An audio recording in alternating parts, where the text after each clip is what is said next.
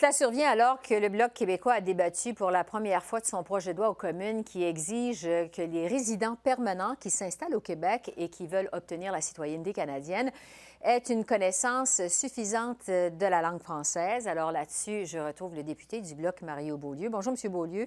Bonjour. D'abord, il me semble qu'on n'a jamais parlé autant que cette semaine aux communes de la protection de la langue française au Québec. J'imagine que vous en demandez pas tant. Votre réaction là-dessus, parce qu'on en a parlé vraiment toute la semaine. Bien, pour moi, c'est important. Je pense qu'il y a une mobilisation qui a lieu en ce moment au Québec. Puis il y a eu tellement un déclin du français important qui dure depuis très longtemps que finalement, le Québec est un peu le dos au mur. Puis on doit réagir, on doit bouger. On l'a vu à Montréal, la situation du français, c'est vraiment très, très problématique. Si on regarde les commerces, il y a eu une enquête là, journalistique où on voyait sur 30 commerces, je pense, il y en avait une majorité là, qui donnait un service seulement en En anglais. anglais d'abord. On voit aussi toutes les enquêtes statistiques, même les projections de Statistique Canada prévoient un déclin du français. Si on fait simplement regarder depuis 2001 jusqu'à 2016, le français décline comme langue maternelle, comme langue d'usage à la maison, comme première langue officielle parlée, alors que l'anglais augmente. Bon, Alors, il faut bouger.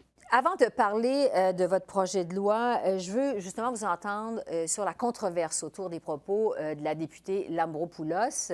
On vient de l'entendre, il y a plusieurs qui réclament sa démission du Comité des langues officielles. Qu'on soit d'accord avec elle de ce qu'elle a dit concernant le déclin, justement, du français à Montréal. Est-ce que la députée, M. Beaulieu, avait le droit de s'exprimer, de douter du déclin du français à Montréal, même si elle a tort? Est-ce qu'elle avait quand même le droit de le faire?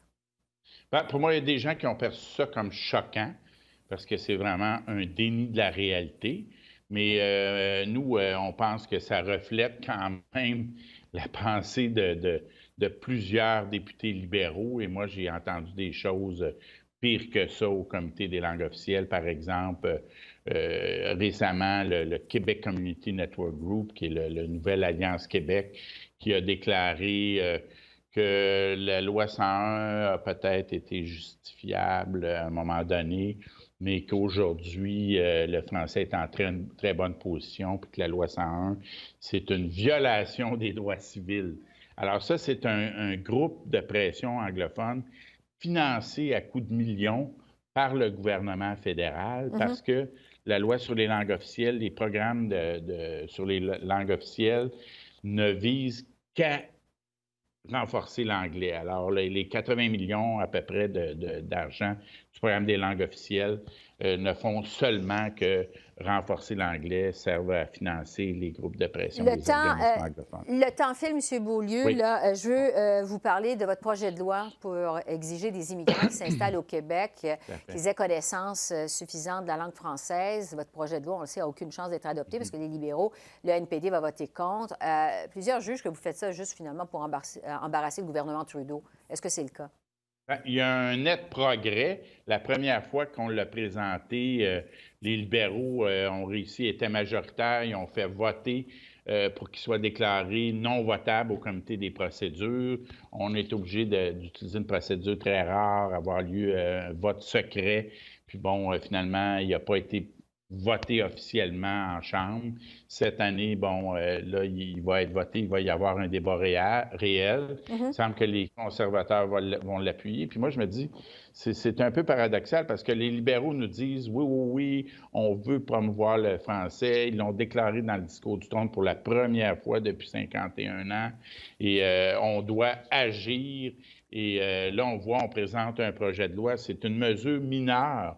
C'est tout à fait constitutionnel. Si on veut, dans la Constitution, on parle d'une égalité réelle entre les langues.